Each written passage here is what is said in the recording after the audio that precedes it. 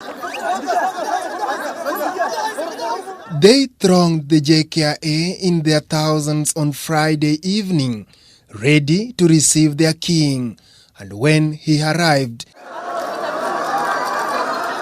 it was a frenzy at Kenya's largest airport, giving the security agencies a difficult time to control the charged and excited crowd. Warbar Abdille Warbar Abdi had touched the Kenyan soil, and communities from Somalia and Ethiopia had joined their Kenyan counterparts to witness history in the making. And today, hundreds of dignitaries, politicians, including governors and senators, were in Nairobi's South Sea to receive their majesty, whose presence and demeanor befitted that of a ruler of the world.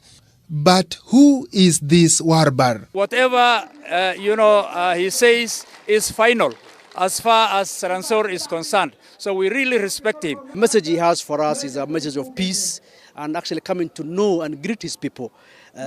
Even though he is specifically from our inner community, but he is a Warbar for the larger Somali community. He is a cultural leader who is also extremely religious and respected. His Highness, as perceived by the Degodia clan, living in Kenya, Somalia and Ethiopia, resides in southern Ethiopia, where the community has a territory. Kenya, as a very important democratic hub, is open to cultural exchanges with communities across the border.